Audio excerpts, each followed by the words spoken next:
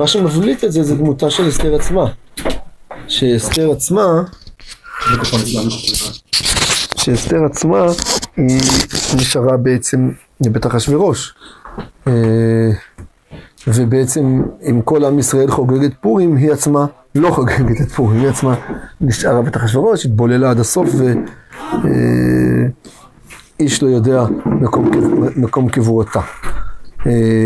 אז זה עצמו כאילו מאוד מחדד את המיוחדות של פורים, שבעצם זה לא להקיא, לא לבלוע, אתה לא יודע מה קרה שם בדיוק, ואסתר עצמה מדגישה, כמו שמדגישה את זה, היא עצמה נשארה מוכה וחבולה בבית אחשוורוש, והיא נחשבת, בגמרא מביאים שמשבע הנביאות שקמו לישראל, ותלבש אסתר מלכות, הכוונה לא בגדי מלכות, אלא רוח מלכות, שזה רוח הקודש.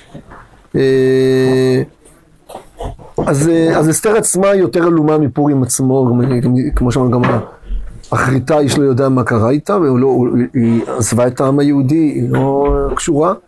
יש היום קבר מרדכי ואסתר בפרס, ויש ציון בארץ ביער ברעם, אני חושב, של קבר מרדכי ואסתר. זאת אומרת, כן, תופסים אותם ביחד, אבל כאישיות היא נעלמה לנו. אז בואו נראה מה המדרשים אומרים עליה, ומסיים קצת את הסיפור שלה. אז אני מתחיל מהמדרש בפרשה ו' פסקה ה'. אז על הפסוק ויהי אומנת הדסה, שזה בעצם שם היא נחשפת לנו במגילה, וכתוב ויהי אומנת הדסה היא אסתר, יש לה שתי שמות. הגמרא למשל במגילה דורשת על זה שהדסה זה היה השם היהודי שלה, ואסתר זה היה השם הפרסי שלה, או שאומות העולם קראו לה על שם האליל שלהם. אז המדרש דורש את הכפילות של השם, בגלל שכאילו משמע שכאילו עיקר השם שלה הוא אסתר, בעצם כך היא גם מוכרת לנו כשם המגילה, וגם כך היא מוכרת לנו במהלך ההיסטוריה. והדסה זה שם שמבטא איזשהו מהות, ולא השם אולי האמיתי שלה. אז כתוב כך ויהי אומנת הדסה. מה הדסה? ריחה מתוק וטעמה מר, כנראה הכוונה להדס. הדס שאנחנו הולכים לארבעת המינים, אז יש לו ריח טוב, אנחנו הולכים אותו גם בהבדלה הרבה פעמים, אבל הטעם שלו הוא מהיר. כך הייתה אסתר מתוקה למרדכי, היא הייתה לו לבת, אז דורשים בגמרא שהייתה לו לאישה, היא הייתה אשתו גם כן של מרדכי, היא הייתה מתוקה למרדכי, אבל מרה להמן. זאת אומרת, היא זאת שהפילה את המן בפח שלו בסוף, והביטוי הזה של הדסה, שיש פה את הרובד של מתיקות ומרירות, זה דבר שהוא חשוב בעיקר של משתי בחינות, זה בא לומר כאן. בחינה אחת, זה לדעת להבחין בין טוב לרע, במידה מסוימת. זאת אומרת, אפשר בנקל, אדם שיש לו אופי מסוים, עם האופי המסוים שלו, הוא יכול להשתמש בו ללא טעם וריח, כלומר, ללא הבחנה, הוא משתמש בו בכל מקום. וזה לא תמיד נכון וראוי, כי אם אתה צריך לעשות טוב למישהו, אז זה טוב שאתה אדם טוב ועושה טוב, אם אתה לא צריך לעשות טוב למישהו, אז האופי הטוב שלך הוא עומד בו אחרי הדבר הזה. ויכולת להיות אישיות שמבחינה בכל מקום איזה כוח להביא, איזה כוח להוציא לפועל, מתי להראות את הצד המריר שלי, מתי להראות את הצד המתוק שלי, זה כוח מאוד מאוד נבון, מאוד מאוד חשוב, שלדעת להתנהל במצבים שונים בצורות שונות. הזיקיות הזאת היא מאוד מאוד חשובה, ואסתר נחנה בה. לכן היא הייתה יכולה להיות כנראה סוכנת טובה בבית אחשוורוש אחר כך. היא יכלה להופיע כוחות שונים בכל פעם. אז זה בחינה פשוטה חשובה, שלהיות מתוק למרדכי זה מצוין, אבל באותה מידה צריך להיות גם מר להמן. אי אפשר לשמור, להיות נאמן לאופי שלי כל הזמן, כי הוא צריך להופיע במקומות אחרים. ואם אתה לא יודע לעשות את זה, אז אל תהיה שם, אתה לא איש הנכון במקום הנכון. אסתר יכלה להיות איש הנכון במקום הנכון במצבי צבירה שונים. יכלה להופיע מרירות ויכלה להופיע מתיקות. אבל יש כאן גם פן אולי נוסף, לכאורה שאפשר להבחין, שמדעים את זה להדס, שהטעם שלו הוא מר, והריח שלו טוב, כלומר הוא נועד לריח ולא לאכילה. אז זה מבטא גם כן, אני חושב, את הכוח של אסתר, שאנחנו מברכים, יש לנו הרבה סוגי ברכות הנהנים, הברכה הגבוהה שבכולם זה ברכת הריח, כי זה בעצם ההנאה, נחשבת ההנאה הכי רוחנית. זה החוויה הכי רוחנית של חושי האדם. זה לא כמו חוש המישוש ולא כמו חוש הטעם, שזה דברים הרבה יותר שקשורים בחומר. הריח הוא הרבה יותר רוחני. אז, וזה הנאה, אבל עדיין שאדם חווה מן ההנאה הגדולה, שכשאנחנו רוצים לבטא את הנחמה לנשמה יתרה שזרקה בשבת, אז מריחים את הריח. מה יכול להיות תחליף לנשמה יתרה שקיבלנו בשבת? אז ריח טוב, זאת אומרת לקבל הנאה רוחנית מהסוג הזה, זה בהחלט מקום טוב.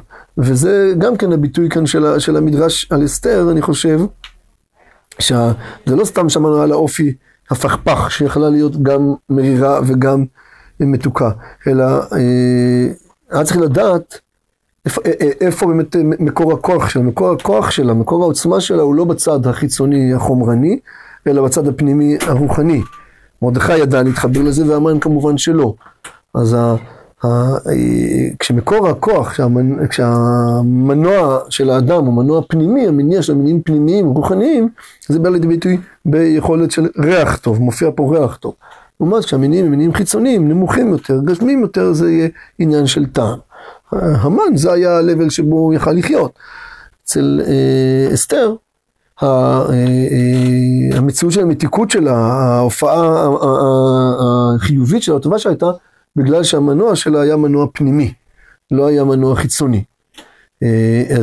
ואולי לפעמים זה בהכרח, אמרנו קודם דיברנו באופן כללי, שאופי של אדם הוא אופי מסוים, בדרך כלל אחיד יחסית, ולכן הוא מתאים לדבר אחד ולא מתאים לדבר אחר. בהרבה תחומים, קשה להיות אדם שהוא גם וגם וגם. אנחנו נוגעים עכשיו גם בפרשיות השבוע, בפרשיות של מנהיגות של יציאת מצרים, והתקרנו בפרשת כי תישא, בנושא של חטא העגל, אז רואים את זה גם, טוב, אני מדבר שם על איך שאופי הוא דבר שהוא נורא נורא מושך את האדם וקשה לו להשתחרר ממנו. זה אחת הסיבות שריבונו של עולם, כשיצר הנהגה לעם ישראל במדבר, הוא יצר הנהגה משולשת, על פי הנביא במיכה אני חושב, על משה, אהרון ומרים. למה? כי באמת כל אחד נשא בתוכו עוצמה אחרת. במילים שלי נגיד, משה היה מנהיג, הוא היה מנהיג הראשי, שהוא ממוקד מטרה. שהוא מנהיג שלו ממוקד מטרה, לא יודע להיות מוכוון למטרה, ולזהות איך הולכים אליה ואיך מגיעים אליה, אז המונהגים, העם לא יגיע למטרה. מצד שני, כשאתה מוכוון מטרה מדי, אתה לא שם לבך, האם הכוח איתך, אתה תגיע לפסגה לבד בסוף, ולא זו המטרה כמובן. לכן העמיד לנו ריבונו של עולם גם את אהרון. שאהרון הוא זה שאחראי לחוש את רחשי לב העם, לראות מה הכוחות שלו, מה היכולות שלו. זה לא יכול להיות באדם אחד. כי אם משה היה קשוב לרחשי העם, אז היה בעל חשבון היכולת להיות מפוקס על המטרה. אז אני מביא את זה כדוגמה, כדגם לכך שזה קשה מאוד לייצר אופי כפול. זה תמיד אנרגיה שבא על חשבון אנרגיה, זה לא הולך ביחד. כך אפילו במשה רבנו ואהרון. צריך להסתכל את היכולת הזאת, ואמרנו, השלב השני זה לומר שבאמת בסופו של דבר, המקור הכוח של החיובי, היה מניע פנימי, רוחני. הייתה אישיות רוחנית, אישיות שניזונת ממקורות של גובה, ולא מדברים פשוטים, לא מדברים הנמוכים של המציאות. מכאן היה מקור הכוח שלה. והיכולות שאחר כך היא עמדה במבחנים לא פשוטים. בוא נראה המדרש ממשיך ואומר דבר מעניין, כי אין לה אב ואם. כן, גם פה יש בפסוק כפילות שאומרת דורשני, נכון? כתוב ובמות אבי אבימה לקחה לו מרדכי לבד, כי אין לה אב ואם, משהו כזה. כבר אמרת שהם מתו אבי אבימה, מה צריך להגיד שאין לה אב ואם? גם אין לה אב ואם זה מזכיר קצת, תסלחו לי, את הנצרות, כאילו מה זה, מאיפה היא נולדה? אין לה אב ואם, זה רוח הקודש, והאב ואם ורוח הקודש, מאיפה זה הגיע? ברור שיש לה אב ואם. אז מה הפסוק בא לומר? אבל בא לומר כי אין זה. כלומר, אומר המדרש, קודם כל המדרש מדבר ברובד הפשוט. כי אין לה ואם, פרס ורבי חנן בר גאון בשם רב, וכי שטוקית הייתה. שטוקית זה ביטוי בהלכה, בגמרא בקידושין, במשנה בקידושין, לאדם שאומר, קורא מישהו אבא, אומרים לו שתוק, זה לא אבא שלך. אמא, שתוק, זה לא אמא שלך. זאת אומרת, זה אחד שמצאו אותו ברחוב, לא יודעים מי אבא ומי אמא שלו. קורה. לצערנו בתקופתנו זה קורה הרבה מאוד. אז זה נחשב, קודם כל זה אדם בן בלי בית, אין לו בית אב, אין לו שורשים. זה מציאות מאוד קשה אנושית, וודאי חינוכית, וגם רוחנית. בהחלט מציאות תלושה, מציאות בעייתית. אז זה מוזר שהמגילה מתהדרת באסתר שאין לה אביהם ומדגישה את זה, לא רק שאביהם והמתו, אין לה אביהם. וזה מה שאומר, הרי לא הייתה שטוקית, באמת היה לה משפחה מסודרת, עד כדי כך מסודרת שכשהעוקלים נפטרו אז הדוד נימץ אותה, מרדכי. אלא, אז קודם אומרים ברובד של הפשטי, אלא כשהיא ברתה אימה מת אביה, זאת אומרת בתחילת ההיריון, האבא נפטר וכמה שנולדה מתה אימה, ואז זה הדגשה של אין לה אביהם, זאת אומרת לא רק שמתו ההורים כשהייתה בת 17, הם מתו כשהייתה כל כך קטנה שאפילו לא הספיקה לקרוא אבא ואימא. זה הביטוי אין לה אב. מה זה? נאמר אסתר בת אביחי, לא? כן, בטח שהיא נולדה מאנשים. זה מה שאני בא ואומר. אבל הפסוק מדגיש, חוץ מזה שמתו הוריה, אל תגיד שמתו בגיל 15, בגיל סביר. למה זה לא סביר? אבל אלא מתו כשהיא אפילו לא הספיקה לקרוא אבא ואימא. זה הפשט של הכפילות של אין לה אב ואם. אבל מה שהמדרש רוצה להדגיש בזה, כאילו למה המגילה מדגישה אין לה אב ואם? אני חושב בדיוק שהנקודה שהזכרנו קודם לכן. לבוא ולומר שאסתר גדלה בלי שורשים, בלי אב ואם, מגיל 0, כמו שהמדרש היא הייתה בלי הורים. עכשיו זה דבר נורא ואיום, אבל זה דבר שיש בו גם צד של יתרון. תבין מה אתה מנחל, אין בזה יתרון, צריך לדעת עם הורים. אבל מטבע הדברים, כשאדם גדל במקום, ואתה גדל במקום תקין, אז המקום הזה הוא מקום מצמיח, מגדיל, מפתח, אבל גם מכווין ומצמצם. כלומר, שדה הבחירה, או בדרך כלל, בסברה נורמטיבית, הם מוגבלים ברמה כזו או אחרת, באופן טבעי, לא כי מישהו אומר לך לא, אלא כי ככה זה, כי אדם נגרר אחר משפטו, נגרר, וטוב שכך, מה שנקרא איך נרוץ, אנחנו ככה אמורים לגדול, לא לגדול כאב"מים תלושים מסתובבים בחלל העולם, אבל, אומר לנו המדרש אצל אסתר היה משהו מיוחד ממינו, היא גדלה בלי אב ואם, היא הייתה בלי, במקום ללא גבולות, במקום ללא הכוונה, ללא הנחיה. הכל הייתה צמיחה אישית, הכל היה מנוע פנימי שלה, שבנה את האישיות שלה. אמנם, היא אומנת הדסה, אבל אם אצלו בגיל יותר מבוגר, מה שבכל מקרה המגרש הזה להביע את הרעיון הזה, שלא צריך לעשות אותו בבית כמובן את הרעיון הזה, אבל לאחר מעשה זה בא לבוא ולומר, אסתר הייתה אישיות שצמחה בכוונת מכוון, בהשגחה האלוקית, במקום שבו אין אב ואם, אין תורה שאנחנו בדרך כלל מזכירים את זה בלגנות, תורה שאין לה בית אב, כל תורה שאין לה בית אב, לא זוכר מה אומרים עליה, משהו שלילי, אני לא זוכר. מה תורה שאין בית אב? אין לה מקור, אין לה שורשים, היא תלושה, זה מציאה, זאת אומרת, זה בן אדם בא כאן ומתחיל להמציא פירושים בתורה, בסדר, זה תורה שאין בית אב, לא, יש לנו מסורת, יש לנו שורשים, יש לנו הדרכה, איך מתנהלים בעולם, זה נכון בתורה, זה נכון בכל תחום. שאתה לא יכול להמציא את הגלגל. אבל יש חריגות, שלפעמים הדבר הזה הוא תקרת זכוכית מסוימת, שהיא בסדר, ככה צריך להיות. אבל פעמים היכולת של אישיות שנצריכה פה להביא את הגאולה לישראל, את התשועה לישראל, באופן שצריך לה אולי קצת לחשוב מחוץ לקופסה, קצת להתנהל במקומות, לא כאילו בסביבת הנוחות, זה הכי קל לעשות כשאתה גדל בלי סביבת נוחות. אסתר גדלה, לא היה את הסביבה הטבעית, לא היה לה סביבה טבעית, היא גדלה בלי סביבה. היא גדלה כמו תום סוהר בבית תומים. אחד שאין מי שמדריך אותו, אין מי שמנהיג אותו, איך מביא אותו, וזה אפשר לה להיות בעלת אולי, נקרא לזה, היכולות הפכפכיות האלה, לקחת, לטעום מכל דבר, להיות אישה עם הרבה סוג, עם הרבה יכולות, עם מגוון של הופעות. הדסה, אסתר, כמו שנראה איך שמקדשים אולי יערכו בזה קצת יותר, אז זה מדגישה מגילה, אין לה אב ואם. אין לה בית אב, אין לה בית אם, זה נשמע שלילי, זה נשמע נורא והיום, וזה באמת נורא והיום, אבל יש בזה, זה מאפשר כלי עבודה חדשים, מיוחדים, שמאפשרים לבן אדם לגדול עם כלי עבודה שהוא פיתח בעצמו, ללא הנחיה, ללא גבולות, ללא איזשהו צמצום, באמת, בצורה פראית יותר, בצורה פתוחה יותר, שזה דבר שבדרך כלל הוא יכול לפרק את העולם גם כן. אי אפשר שכולם יהיו בני בלי בית, בני בלי שם, זה נורא ויום, הנוודים הם קצת כאלה, ולהיות נווד זה דבר שהוא מלא בחירות, קצת שני מלא בבדידות ומסכנות, שאלה לאן תיקח את זה. וזה היה בית גידולה של אסתר, הנוודות הזאת, הפתיחות הזאת, הלהיות תלושה, עם יכולת בזה למנף את זה לבנייה של אישיות, לא מצומצמת, מאוד מאוד רחבה, מאוד מאוד בעלת יכולות רבות ומגוונות שאמורות להופיע. אז זה שתי נקודות שמדגיש המדרש הראשון, שמדברות בעצם על, קודם כל, האופי המיוחד של אסתר, להופיע מרה, להופיע מתוקה, ושזה כנראה נבע ממקום כזה שבו היא לא גדלה באופן מוכוון, באופן שמצמצם, באופן שמדריך, אלא ללא הדרכה, בדרך כלל זה נידון לכישלון במציאות נורמטיבית. אי אפשר לגדול בלי משפחה, בלי הדרכה, בלי איזשהו עוגן שבו אתה אוחז. אבל יש לפעמים דברים מיוחדים. אבל היא כן הייתה מחוברת לשורשים שלי, כי מי שאין לשורשים הוא דווקא לא יכול להתרחב להרבה צדדים. עניין שאין לשורשים הוא יכול להיות כאילו דוך למעלה, לא יכול להתפזר דווקא להרבה.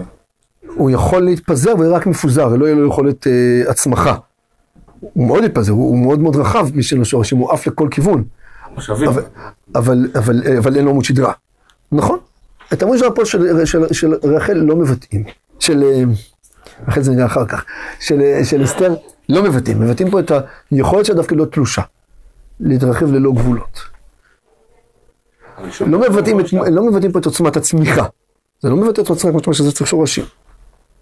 השורשים העמוקים הם יוצרים את החוסן ואת העוצמה ואת היכולת של עמידה בעיתו של משבר, אבל לא מבטא את מגוון היכולות, זה מצמצם את מגוון היכולות. וכאן המדרש מבטא את היכולות הרבות, המר והמתוק שהופיע בהתחלה, אני חושב על מכוח זה שהיא גדלה בלי אב ואם, בלי שורשים. זה ודאי, בדרך כלל זה חיסרון, אבל יש בזה גם יתרון, ואצל המדרש פה מבטא את היתרון של אסתר בזה. את היכולת של אסתר להיות בעלת הופעות, זאת אומרת, זה כמו, תיקח שחקן בתיאטרון. זה לא משחק מה שאסתר עושה, אבל אז ככל שאדם יותר מחובר לעצמו, יותר קשה להיות שחקן. כי הוא לא יכול להיכנס לדמות אחרת. אם אתה לא כבול לשום דבר. זה יתרון. שאנחנו לא חפיצים ביתרון הזה, אני חושב, בדרך כלל. אדם נורמלי לא צריך, לא חפץ יתרון כזה, אבל זה קיים. אני עובר לפסקה ז', אני חושב. פסקה ז' היא לא מוסיפה יותר מדי, אלא היא מביאה איך העוצמה הזאת שדיברנו עכשיו באסתר היא הייתה נצרכת. בגדול, ככותרת. אומרת פסקה ז', רבי ברכיה בשם רבי לוי, אמר להם הקדוש ברוך הוא לישראל, אתם בכיתם ואמרתם, יתומים היינו ואין אב. חייכם, אף הגואל שאני עתיד להעמיד לכם במדי, מהחשוב שלא יהיה לו אב והם. הדעת יותר כי אין לה אב ואם. כלומר, הביטוי יתומים היינו ואין אב הוא ביטוי שלילי. כאילו, זה כפירה. עם ישראל בוחר, יתומים היינו ואין אב. אתם יודעים שיש לכם אלוקים שבשמיים? אני חייב להגיד, במאמר מוסגר, אני אומר את זה לחלוטין, האח שלי, כשפתח את ההספד בלוויה לאבא שלי, הוא פתח פסוק יתומים היינו ואין אב, ואז הוא המשיך בדברים שאבא שלי אמר. היא גאולה מאוד מאוד חלקית, לא אומרים עליה הלל. היא גאולה שלא יצרה לנו אב ואם. לא חזרנו לארצנו, לא הפסקנו לבדי אחשוורוש, היא לא בנתה אותנו כעם. וזה בולט אמרנו באסתר עצמה, שאסתר עצמה נשארה בלי אב ואם. היא התנתקה יותר מהעולם השורשי שלה. היא גדלה בעם היהודי וזהו זה. היא אחר כך אמא של דריווש. לפי חלק מהפרשנים. כלומר, הקדוש ברוך הוא אומר, אתם אומרים יתומינו ואין אב, אז תקבלו גאולה ברמה הזאת, של גאולה שלא באמת משרישה אתכם חזרה עם אב ואם. מצילה אתכם לעת עתה. זאת אומרת, זה דרש כוחות מאוד מיוחדים מאסתר, שאולי נראה בהמשך יותר את הפרטים של זה, אבל בכותרת, זה מתחיל מיתומינו ואין אב, אז שגם הגאולה שבה היא לא גאולה מלאה, היא לא גאולה שמביאה לנו אב ואם. היא לא מחזירה אותנו למשפחה, היא לא מחזירה אותנו לארצנו, היא לא מחזירה אותנו אל הבית שלנו ואל השורשים שלנו. אחר כך, או לפני כן, לפי רוב הפרשנים וההיסטוריונים, אז כורש כבר נתן את ההצהרה שלו, וכבר התחיל לבנות המקדש, ופסק, והפריעו לבנייה, זאת אומרת, כבר היה קבוצה קטנה יחסית בארץ ישראל. אבל הרב היו בגלות וגלו, ואצלם, בגזירת ההשמדה הייתה, והוסרה, אז זה לא היה מי יודע מה. זה בגלל שהיינו תמימים היינו לא, כפרנו בשורשים שלנו, אז גם הגאולה ניתנה ממקור בלי שורשים, שזה לא מצליח לסחוב אותנו עד הסוף. זה לא מצליח לסחוב את העגלה הזאת של עם ישראל לגמרי החוצה מהגלות. כי אמרנו, כמו באופן קצת, זה מתבטא באסתר עצמה, שהיא נטמעה לגמרי בארמון אחשוורוש. אבל זה המשך של הסיום של סעיף A, על האין לאב ואם הזה. אני עובר לפסקת ט'. ובהגיע תור אסתר בת אביחיל וכולי, אומר הפסוק ותהי אסתר נושאת חן בעיני כל רואיה.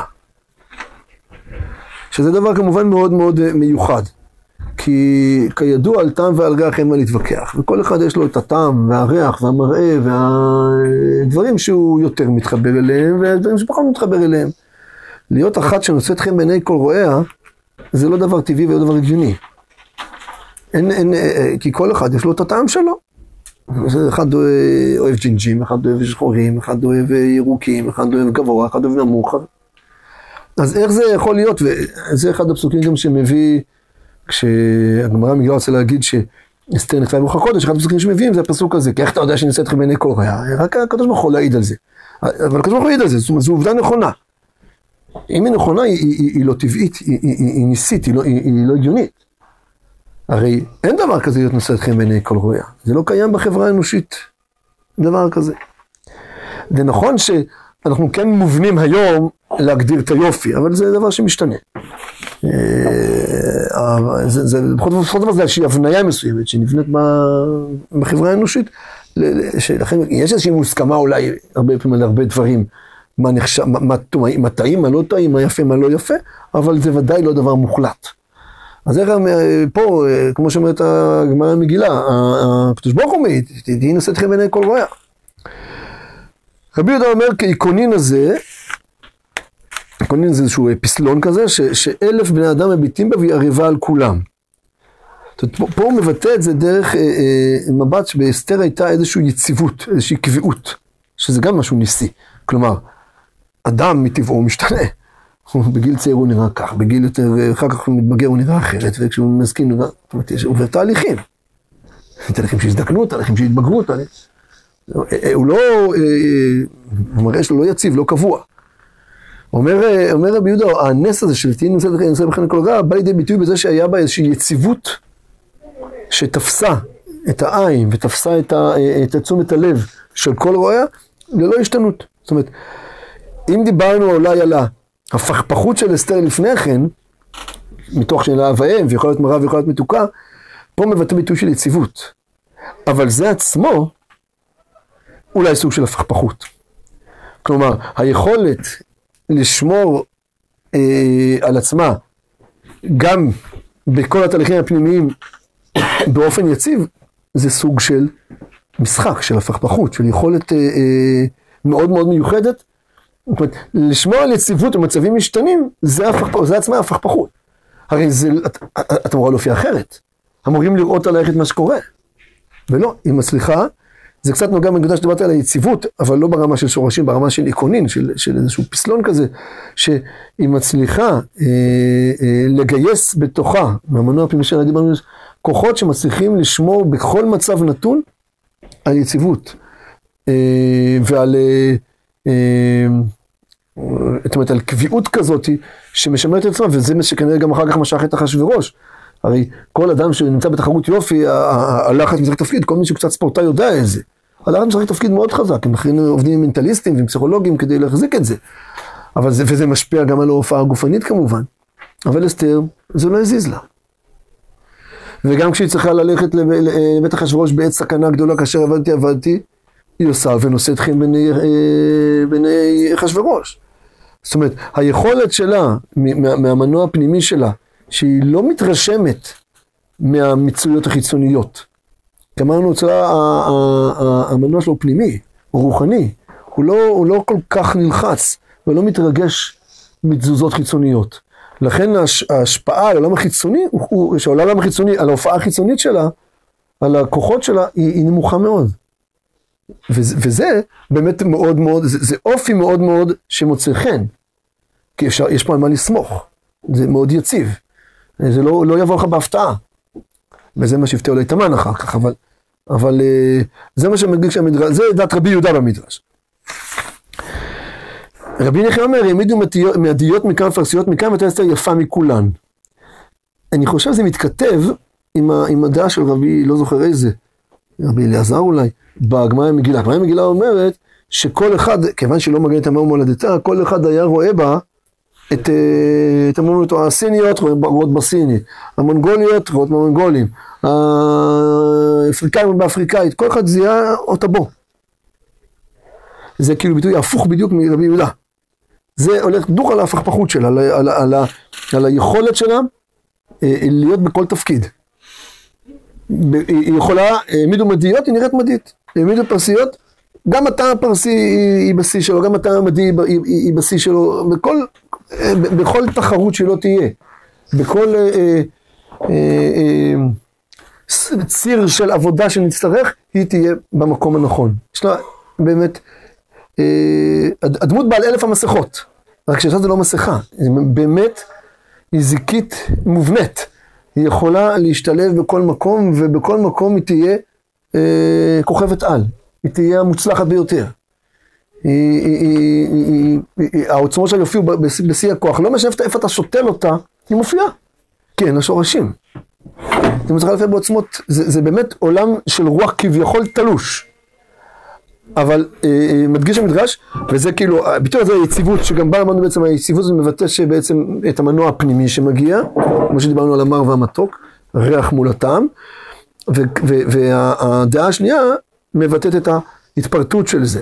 שאיך זה מופיע? זה מופיע באמת ביכולת שלה בעצם, לא משנה אם היא תתחרה בנבחרת מדע, או בנבחרת פרס, היא תהיה המוצלחת ביותר. שזה דבר בלתי אפשרי. וזה נובע כנראה מאותו מקום שאמרנו שהיא גדלה בלי אב ואם. היא גדלה בלי גבולות. היא ידעה לפתח בכוחה ולטעום מכל דבר. לא היה בית שסוגר ומגביל ומצמצם, אלא הייתה פתוחה לכל המערכות שהיא פגשה בהן, ומכל דבר לקחה את הטוב ואימצה לתוכה, וזה הפך להיות חלק ממנה ממש. והרבנן אמרין, ותהיה אסתר נושאת בעיני כל רע, בעיני העליונים ובעיני התחתונים. הוא כבר באמת מגיע לעולם הפנימי יותר, ואומר, זה לא באמת היה נשף מסכות חיצוני של אסתר, שהיה לה את היכולת להיות סוכנת מוסד אינסופית. בכל ארץ שהיא יכולה להתאמה ולחטוף את משטריך ולהגיע איתו לכאן. זה היה המדרגה שלה. אלא זה, היא מסע חן גם בעיני התחתונים, זאת אומרת, זה היה כאן באמת כמו שהדגשתי עכשיו, זה לא היה לקחת מכל אחד, לטעום מכל דבר בשביל הכיף, או בשביל האטרקציה, או בשביל ההרפתקנות, אלא זה היה יכולת למצוא בכל דבר במציאות, איך אני יכולה לקחת אותו אליי פנימה, לעבד אותו ולהפוך אותו לכוח חיובי, לכוח שאיתו אני אחר כך עובדת, ומקדמת ומתקנת. זה לא היה הרפתקנות יתר וניסיון טבע בכל דבר של נוודות כזאת שבאמת ללא תכלית, אבל זו תכלית מאוד מאוד מדויקת.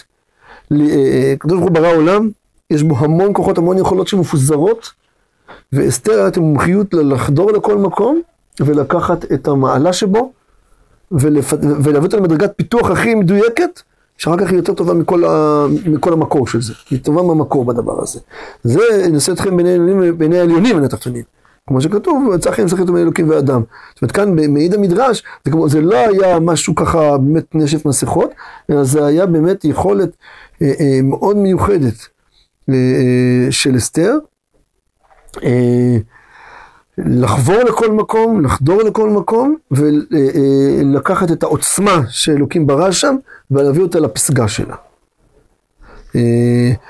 ובכל זאת אני מזכיר, אמרנו במדרש הקודם, זה עדיין בלי אב ואם, זה לא מצליח להשריש, להוציא אותנו מהגלות ולהביא אותנו, זה יכול לעשות מהפכה ולהוציא, ולהפוך גזירה בלתי הפיכה, להפוך אותה מקצה לקצה, אבל זה לא יכול להחזיר אותנו אל המקור שלנו, זה כבר לא. אני מדלג, אני ממשיך את המסע בפסקה י"א. ויבא המלך את אסתר מכל הנשים ותישכם וחסד מכל הבתולות. יש כאן כפילות, נשים ובתולות. גם הגמרא עומדת על הכפילות הזאת. נשים זה נשים לא בתולות, כבר בעלות ניסיון, סיבוב שני ושלישי, ובתולות זה פעם ראשונה. וכתוב, על אחשוורוש כתוב שרצה לטום טעם בתולה, טעם, רצה לטום טעם בעולה, טעם, באסתר עצמה. זאת אומרת, פה לוקחים כביכול עוד יותר חודרים עמוק לצד הגופני, ואומרים, היא יכלה לתת לאחשוורוש, יראה לא בתולה ולא נעליים כמובן, מבחינה פיזיולוגית, אבל היא יכלה לתת לו את מה שהיה צריך, בתולה ובעולה, גם כמובן כפשוטו, אבל גם זה כמשל, שהיא יכלה להיחוות כבעלת ניסיון, מעוצבת, ברורה, עם תפיסה, עם עמדה, שאי אפשר לשחק איתה, ויכולה לשחק דף חלק, שאפשר לעצב אותו. כמו שאתה רוצה לחנך ילד בן שנה, שנתיים, זה קל, דף חלק. אתה רוצה לחנך בן אדם בן 40, לך תחנך אותו, זה חתיכת סיפור. הוא כבר עם כל השטיקים שלו וכל העניינים שהוא תפס, לך תשנה את זה. עכשיו, אסתר יכלה להופיע לפני אחשוורוש כזאת, הוא רצה שהיא תהיה בעלת ניסיון, שיוכל ללמוד ממנה, שתוכל לנהל את המערכה, היא במקום. הוא צריך אחד שהוא יכול לתת לו את התחושה שהוא מעצב אותה, שהוא מנהל אותה, היא יכולה לתת לו גם את התחושה הזאת. עכשיו זה שוב, הנשיאת ההפכים הזאת אצל אסתר, היא עוברת אצל חז"ל בכל תחום. בכל דבר היא מתגלה כבעלת יכולת לשאת הפכים, וכנראה זה מה שהיה נדרש במאבק מול המן. לשאת את ההפכים ולעורר, לקחת כל כוח שיש בעולם ולהשתמש בו לטובתי, לטובת הצורך שידרש ממנה. אסתר הייתה נשואה למרדכי? לפי חז"ל כן, דורשים ויהי לו לבת ויהי לו לבית, זה הוכחה בגמרא. זה נורא מוזר, כי המלך מקבל באמת רק נערות בתולות, או לפי נכון, מגילה עצמה יש קצת סתירה, הוא בהתחלה רצה בתולות, אחר כך הוא התפשר גם על אחרות. אבל בסופו של דבר, מה הוא היה מעדיף, אני לא יודע, לא נכנס לזה, אבל בפשט הזה הוא חיפש בהתחלה בתולות, ואחר כך התפשר גם על אחרת. אבל באסתר היא ידעה לתת לו את מה שהוא צריך, היא ידעה לכבוש אותו כמו שצריך, ומה שהוא יוצא היא תהיה, זה שוב, זה יכולת פנומנלית, בלתי אנושית, להיכנס לתפקיד, שוב, כמובן זה לא תפקיד, זה איזשהו מנוע פנימי שבאמת חיים בתוכה מלא מלא הפכים, והיא מנכיחה בדיוק במקום הנכון את מה שצריך. עכשיו מה אחשוורוש רצה בדיוק אני לא יודע.